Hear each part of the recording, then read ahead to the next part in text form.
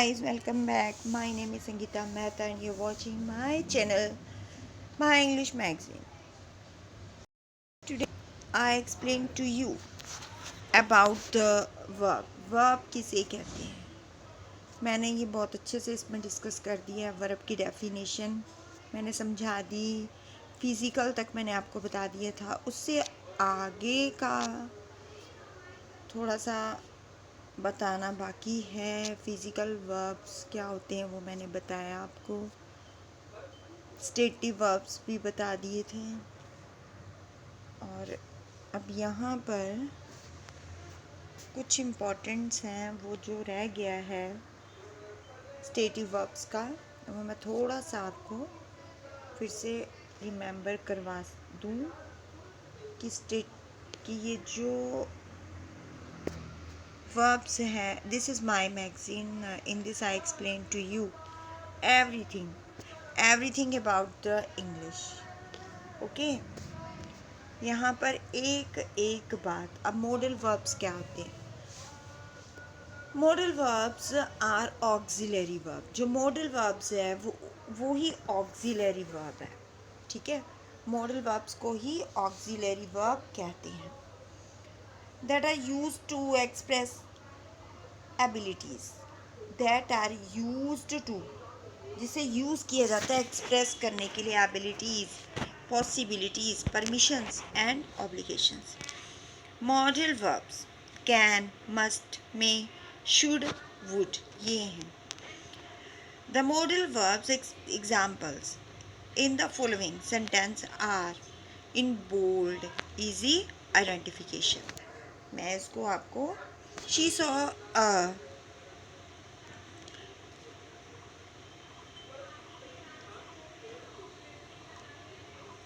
we come to Aunt Jenny's for Thanksgiving each year।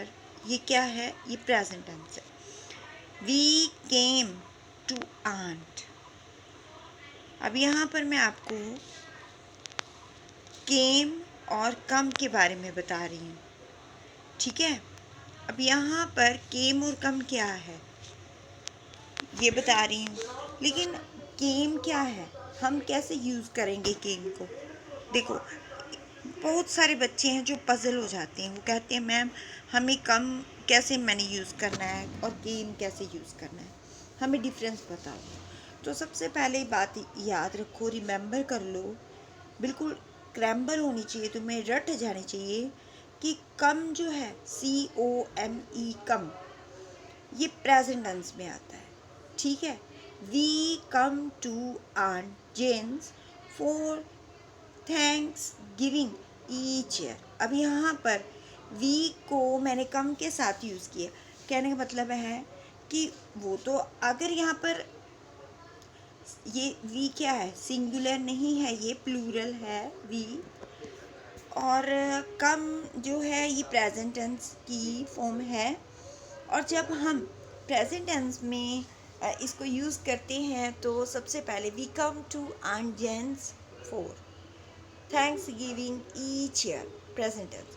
We came to Aunt Jane's for Thanksgiving each year, past tense. Past में वो came आएगा। ठीक है, इसका मतलब बताती हूँ मैं। कम जो है, we come to Aunt Jane's, मैं थैंक्स करने आया हूँ, आंट्स थैंक्स कर रहा हूँ आंट जेन्स का, फॉर गिविंग ईच ईयर, हर साल उन्हें मैं थैंक्स करता हूँ। We came to Aunt Jane's for Thanksgiving each year। अब इन दोनों में क्या डिफरेंस है? यहाँ पर कम है और यहाँ पर केम है। तो केम पास्ट में है, था में, और कम प्रेजेंट में है। You should also remember that auxiliary verb do and have are also irregular। I do agree, he does it often। Okay, now the next, he arrived। arrived क्या है? past tense। he arrived with moments to spare। अब यहाँ पर past tense use किया गया sat। ठीक है, Kathyan's sat away from the others। John eats before living for school. अब ईट्स क्या है? ईट्स जॉन सिंगुलर है, ठीक है, तो यहाँ पर ईट के साथ एस लगा दिया है। John Yeats. The first example shows that the verb eats can be both transitive and intransitive। अब eats क्या है? दोनों में आती है, ट्रांजिटिव में भी आएगी और इंट्रांजिटिव में भी आएगी, डिपेंडिंग में भी आएगी, और whether there is a direct object or not। If the sentence read John eats the cooking before leaving for school, eats would to transitive, as there is a direct object, the cookies। By the way, some verbs can be both transitive and intransitive। These verbs include start, leave, change, stop। देखो, बातें तो ऐसा है कि हमने इनको use कैसे करना है लैंग्वेज में, सेंटेंस में। हम कैसे सेंटेंस मेक करते हैं, उसमें हम वर्ड्स को कैसे यूज़ करते हैं।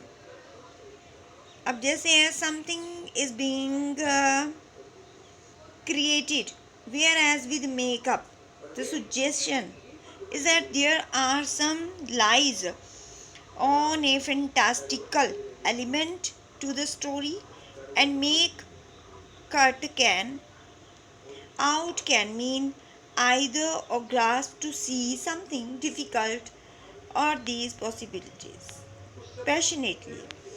Phrasal verbs. अब इसके एग्जांपल देखो, रन आउट, ये सब क्या है? ये फ्रेजल वर्ब है। कौन कौन सी? Run out, goal out, make out, hard hand out, bring out, face up, think through. These are the phrasal verbs. आना चाहिए फ्रेजल वर्ब किसे कहते हैं। अब मैं आपको बता रही हूँ auxiliary verb. Auxiliary verbs are also known as the helping verbs.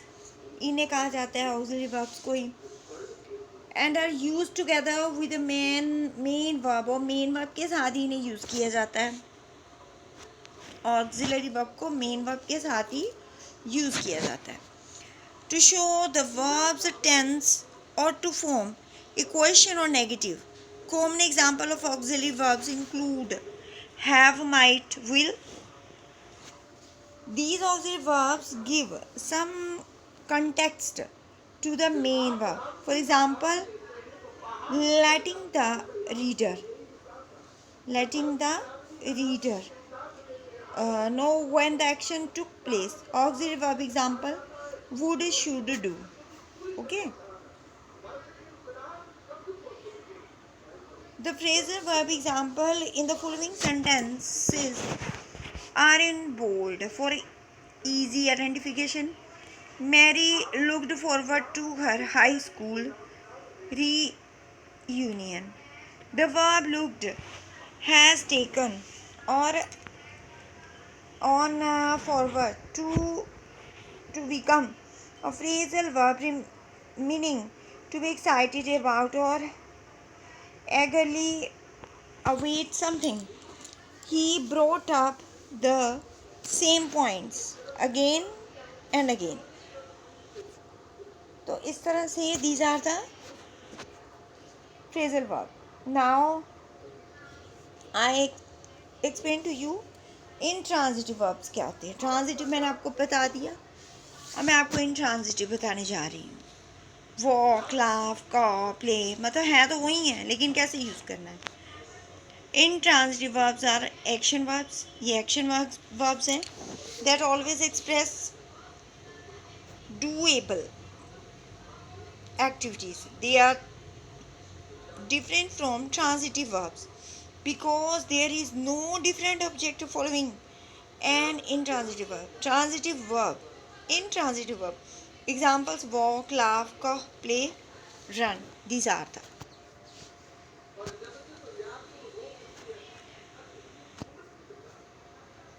अब ये मैंने आपको बहुत अच्छे से बता दिया था फ्रेजल वर्ब का, सारा सब कुछ बताया है।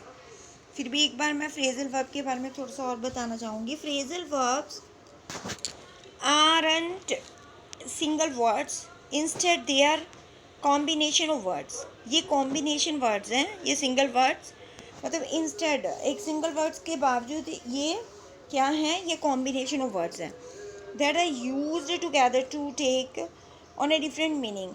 सो दैट इकट्ठा यूज़ किया जाता है और इनका डिफरेंट मीनिंग है of the original verb. There are many examples of phrasal verbs, some of which have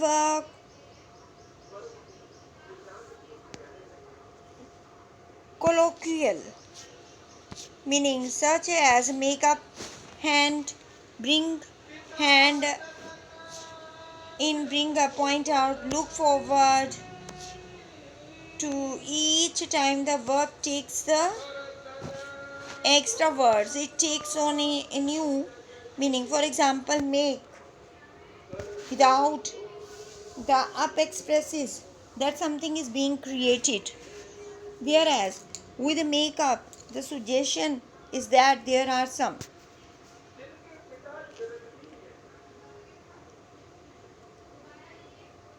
ये अच्छे से आनी चाहिए आपको फ्रेजल वर्ब बहुत अच्छे से। मैंने पहले भी आपको ये करवा दिया है, तो इस तरह से ये पूरा टॉपिक बहुत अच्छे से मैंने आपको करवा दिया। मैं हिंदी में भी इसमें टोटली इंग्लिश में मैंने एक्सप्लेन किया है। अब मैं इसको बिलिंगुअली एक्सप्लेन करना चाहूँगी, उसमें इंग्लिश और हिंदी मिक्स करके बताऊँगी, ठीक है। आगे पीछे आप वर्ब्स लिख सकती हैं, लेकिन आपको पता होना चाहिए कि फ्रेजल वर्ब कौन सी है, फिजिकल वर्ब कौन से हैं, मेन वर्ब क्या है और ऑक्सिलरी वर्ब क्या है, एक्शन वर्ब किसे कहते हैं, लिंकिंग वर्ब क्या होती है और हेल्पिंग वर्ब और लिंकिंग वर्ब, स्टेटिव वर्ब, ये सारी यूज़ करनी भी आना चाहिए। और आपको प्रेजेंट, पास्ट और फ्यूचर की जो मेन वर्ब्स हैं, फ्यूचर की जो हेल्पिंग वर्ब्स आएंगी, ये सारी वो भी आनी चाहिए। तो ये सारी बातें मैंने इसमें बता दी। हाँ, अगर मैं ये कहूँ कि आप इनको सीरियल वाइज करो तो चलो ठीक है, वो आप नहीं कर पा रहे हैं, लेकिन आपको यूज़ करना आना चाहिए। आपको पहचान होनी चाहिए कि मेंटल वर्ब कौन से हैं, हमने इनको कहाँ पे यूज़ करना है, इनकी पहचान क्या है। ये सारी बातें मैंने अपनी मैगज़ीन के थ्रू आपको समझा दी हैं, बता दी हैं, और ये मैगज़ीन बहुत ईज़िली अवेलेबल हो जाएगी। मैंने इसका गूगल पे भी डाल दिया है, ज़्यादा मेहनत करने की ज़रूरत आपको नहीं पड़ेगी। It's very easy.